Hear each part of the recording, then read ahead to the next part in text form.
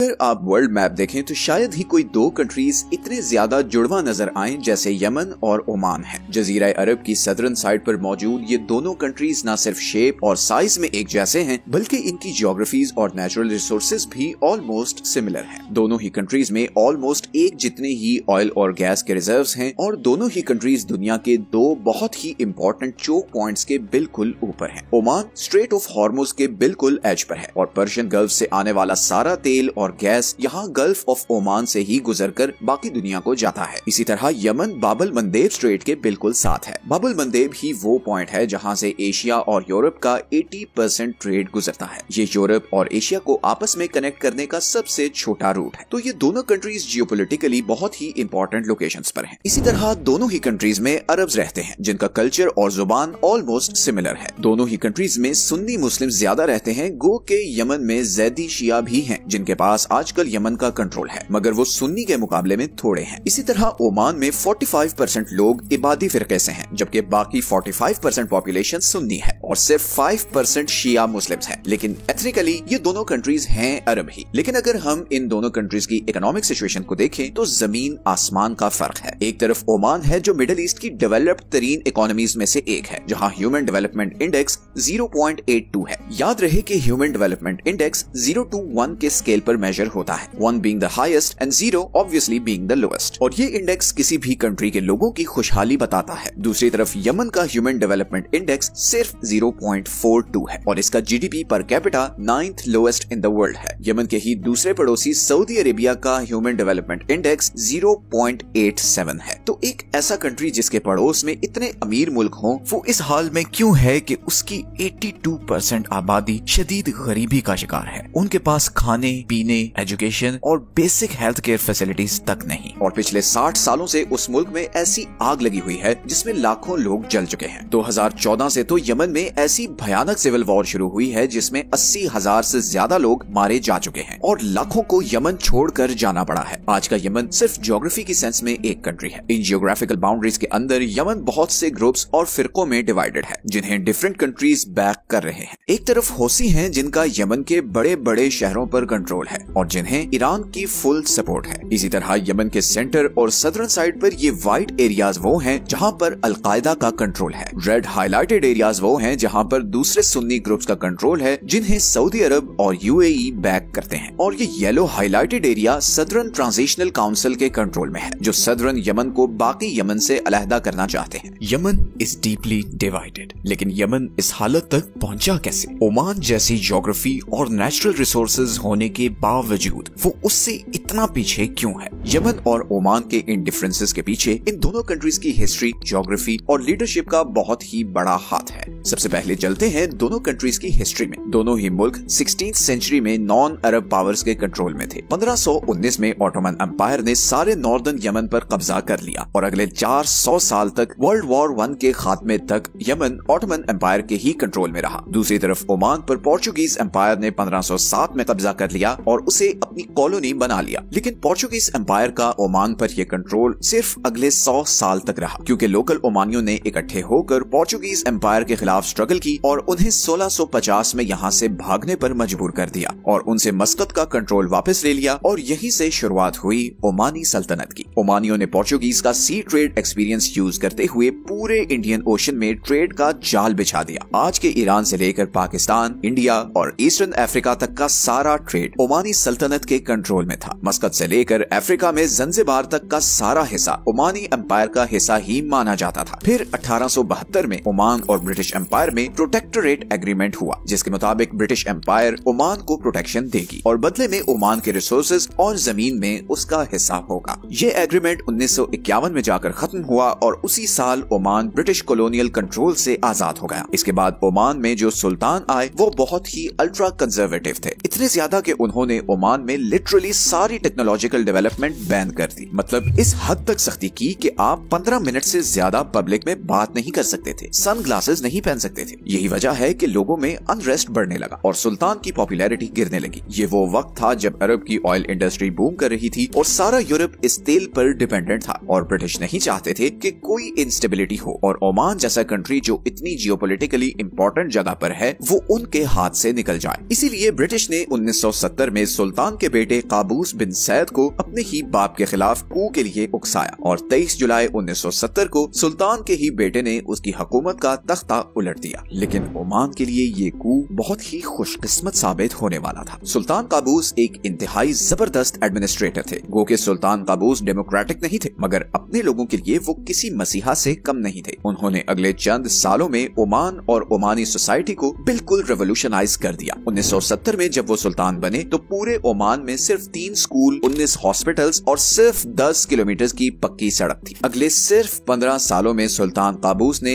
Oman का नक्शा बदल दिया। 1985 तक ओमान में 500 स्कूल, 100 हॉस्पिटल्स और 3000 किलोमीटर तक की पक्की सड़कें बन चुकी थी। इसके साथ ही सुल्तान काबूस ने ओमान में गुलामी पर पाबंदी लगा दी। औरतों को वोटिंग राइट्स दिए ताकि वो मजलिस शूरा और म्युनिसिपल काउंसिल के मेंबर्स चुन सकें। सुल्तान काबूस ने ऑयल से आने वाला लिटरली सारा पैसा अपने लोगों की खुशहाली के लिए खर्चना शुरू कर दिया। सुल्तान काबूस ने ओमानाइजेशन की भी एक पॉलिसी इंट्रोड्यूस करवाई जिसके मुताबिक ओमान में तेल और गैस निकालने के लिए आने वाली फॉरेन कंपनीज पर लाजिम था कि वो लोकल ओमानी वर्कर्स को रखेंगे और उन्हें ट्रेन करेंगे ताकि आहिस्ता आहिस्ता ओमानी वर्कर्स इतने ट्रेन हो जाएं कि ओमान की फॉरेन लेबर और कंपनीज पर से डिपेंडेंस खत्म होती जाए। ओमानियों का स्टैंडर्ड ऑफ लिविंग ऊपर जाने लगा और सिर्फ यही नहीं, सुल्तान ने महसूस किया कि बहुत जल्द दुनिया ऑयल के ऑल्टरनेटिव ढूंढ लेगी और ओमान के पास इसका ऑल्टरनेटिव होना चाहिए। इसी के हल के लिए ओमान ने टूरिज्म को भी प्रमोट करना शुरू किया। सिर्फ 2023 में ओमान में 40 लाख के करीब टूरिस्ट आए और उन्होंने बिलियंस ऑफ डॉलर्स की इकोनॉमिक एक्टिविटी जनरेट की। इसके अलावा ओमान में भरपूर रिलीजियस फ्रीडम दिया गया, चाहे कोई शिया हो, सुन्नी हो या इबादी हो, हर एक को मुकम्मल आजादी है। इसी रिलीजियस टॉलरेंस की वजह से ओमान इंटरनेशनल पॉलिटिक्स में भी मीडिएटर का रोल प्ले करता है। सऊदी अरब और ईरान की पीस डील भी ओमान ने फैसिलिटेट की। इवन इसराइल और ईरान में भी पीस एग्रीमेंट्स करवाने की सुल्तान काबूस ने काफी कोशिश की। 2015 में ईरान और अमेरिका के बीच होने वाली न्यूक्लियर डील भी ओमान की वजह से ही हुई थी। ओमान अभी तक मिडिल ईस्ट में होने वाले सारे कॉन्फ्लिक्ट्स में बिल्कुल न्यूट्रल रहा है, चाहे वो ईरान इराक वॉर हो, हौसी और सऊदीज की लड़ाई हो या फिर कतर का बॉयकॉट हो। ओमान की इसी न्यूट्रलिटी ने उसे मिडिल ईस्ट का स्विट्जरलैंड बना दिया है। सारे मिडिल ईस्ट की पीस डील्स ओमान के थ्रू ही होती हैं। तो एक तरफ तो तरक्की और कामयाबी की दास्तान है मगर ओमान के ही पड़ोस में यमन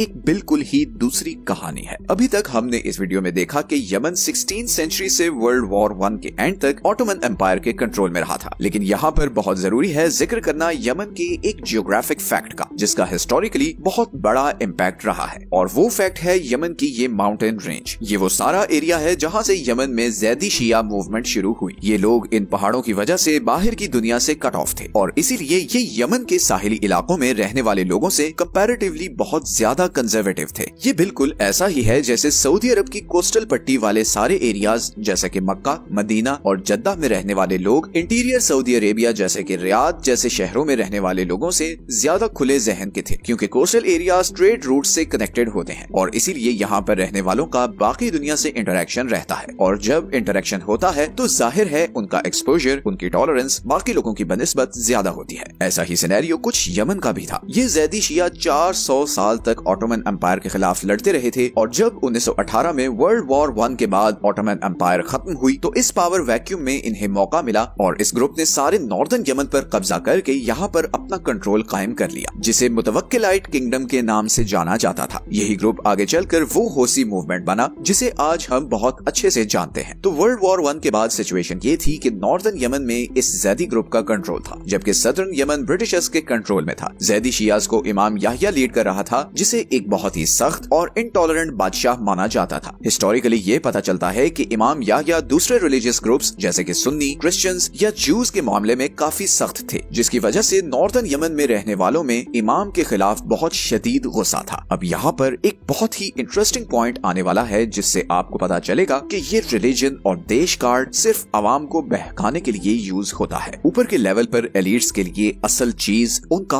अपना मफाद होता है। असल में 1962 में नॉर्दर्न यमन में सुन्नी मिलिट्री कमांडर्स ने जैदी हुकूमत के खिलाफ बगावत कर दी और एक मिलिट्री कू के जरिए इमाम को हटाकर अरब नेशनलिस्ट गवर्नमेंट बनाने की कोशिश की। लेकिन ये कोई आम कू नहीं था, ये एक बहुत बड़ी प्रॉक्सी वॉर थी जिसमें अरब नेशनलिस्ट पार्टी को इजिप्ट सपोर्ट कर रहा था, जबकि शिया जैदी किंग को सऊदी अरब और दूसरे गल्फ कंट्रीज बैक कर रहे थे। इजिप्ट यमन में भी इजिप्शियन स्टाइल की नेशनलिस्ट गवर्नमेंट चाहता था, जबकि सऊदी अरब और बाकी गल्फ कंट्रीज डरे हुए थे कि अगर यमन में बादशाहत खत्म हुई तो कल को ये इनकलाब उनके मुल्कों में भी आ सकता है, और इसीलिए सऊदी अरब और बाकी सारा अरब जैदी किंग को सपोर्ट कर रहा था। कितनी इंटरेस्टिंग बात है ये, राइट? सऊदी अरब जो कि शिया मूवमेंट का सबसे बड़ा मुखालिफ है, वो नॉर्दर्न यमन में शिया किंग को सपोर्ट कर रहा था। इन प्रॉक्सीज के नतीजे में नॉर्दर्न यमन में एक खूनी सिविल वॉर शुरू हुई जो अगले 8 साल तक जारी रही और इसमें 1 से 2 लाख के करीब लोग मारे गए। ये सिविल वॉर फाइनली 1970 में जाकर खत्म हुई जब इजिप्ट बैक नेशनलिस्ट पार्टी जीती और जैदी ग्रुप को हुकूमत से उतार दिया गया। लेकिन जब नॉर्दर्न यमन में ये सिविल वॉर चल रही थी, वहीं सदर्न यमन में एक और रेवोल्यूशनरी ग्रुप उठकर यहाँ पर मौजूद ब्रिटिशर्स के खिलाफ लड़ रहा था और 1967 में उसने ब्रिटिशर्स को यहाँ से निकालकर सारे सदर्न यमन का कंट्रोल ले लिया। इस ग्रुप का नाम था नेशनल लिबरेशन फ्रंट। तो 1970 में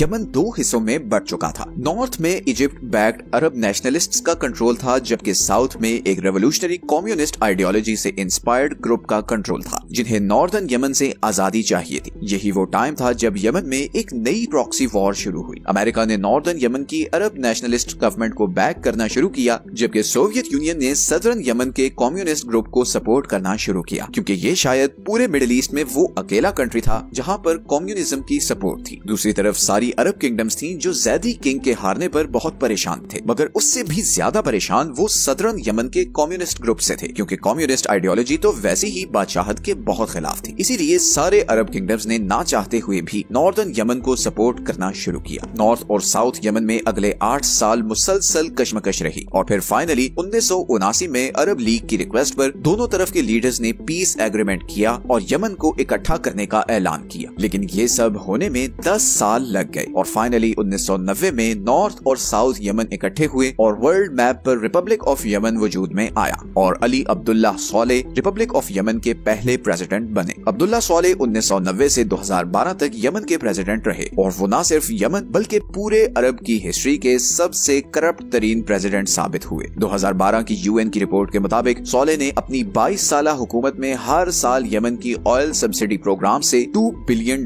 की चोरी की और उनसे अपनी फैमिली के लिए वेस्टर्न कंट्रीज में एसेट्स बनाए। एक तरफ जहां सुल्तान काबूस ओमान के तेल का सारा पैसा अपनी आवाम पर लुटा रहा था, वहीं दूसरी तरफ यमन में अब्दुल्ला सॉलेह दोनों हाथों से यमनी अवाम का पैसा लूट रहा था। और सिर्फ करप्शन ही नहीं, सॉलेह ने और भी बहुत सी गलतियां की। सबसे पहले तो जब सद्दाम हुसैन ने कुवैत पर हमला किया तो सॉलेह ने सद्दाम को पॉलिटिकली सपोर्ट किया, हालांकि वो जानता था कि सऊदी अरब और दूसरे अरब कंट्रीज सद्दाम के खिलाफ हैं। सऊदी अरब को सॉलेह की इस हरकत पर इतना गुस्सा था कि जब इराक ये जंग हारा तो सऊदी अरब ने यमन को दी जाने वाली बिलियंस ऑफ डॉलर्स की एड बंद कर दी। और सिर्फ यही नहीं बल्कि सऊदी अरब में काम करने वाले 8 लाख यमनी वर्कर्स को भी वापस यमन डिपोर्ट कर दिया। इन दोनों एक्शन से यमनी इकोनॉमी को बहुत बड़ा शॉक लगा। अभी यमन इस इकोनॉमिक शॉक से रिकवर कर ही रहा था कि 1994 में सदर्न यमन ने सॉलेह की हुकूमत के खिलाफ बगावत कर दी। सॉलेह ने इन बागियों से लड़ने के लिए अलकायदा को यमन में स्पेस दी, लेकिन इस एक्शन का नतीजा अगले आने वाले कई सालों तक यमन को भुगतना पड़ा। यमन में अब डिफरेंट ग्रुप्स आपस में लड़ रहे थे। साउथ में कम्युनिस्ट थे, सेंटर में अलकायदा थी, जबकि नॉर्थ में अरब नेशनल्स और जैदी शिया थे। यमन अब एक टाइम बॉम्ब था जो किसी भी वक्त फट सकता था और ऐसा ही हुआ। सॉलेह की गवर्नमेंट के खिलाफ लोगों में नफरत बढ़ती गई और लोगों में जो लावा पक रहा था वो 2011 में अरब स्प्रिंग्स के साथ ही यमन में भी फट पड़ा। इस खूनी मूवमेंट ने अब्दुल्ला सॉलेह की गवर्नमेंट उल्टा दी। सब ग्रुप्स अब यमन का कंट्रोल लेने के लिए लड़ रहे थे। नॉर्दर्न साइड पर जैदी शिया अब ईरान की बैकिंग के साथ बहुत पावरफुल हो चुके थे और उनका नया नाम था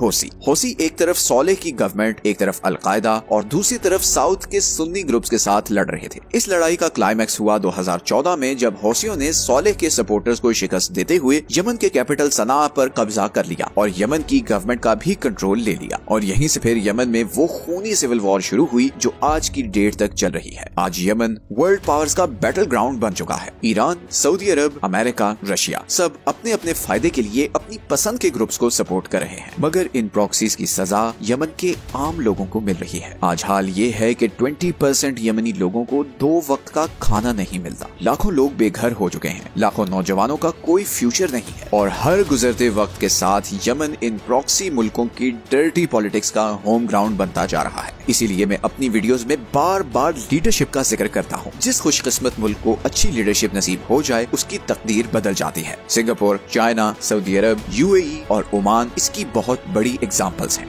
यमन आज जिस जगह पहुंच चुका है वहां से बेहतरी बहुत मुश्किल नजर आती है और अभी इसराइल ईरान की इस लड़ाई की तपिश यमन भी पहुंचने वाली है और लग ऐसा ही रहा है कि यमन बहुत जल्द एक और बड़ी वॉर में शामिल होने जा रहा है। इस टॉपिक पर हमने कुछ दिन पहले ही ये वीडियो बनाई और इसका लिंक भी वीडियो के एंड में आपको मिल जाएगा। मिलते हैं नेक्स्ट वीडियो में, तब तक के लिए अपना ख्याल रखें। अल्लाह हाफिज।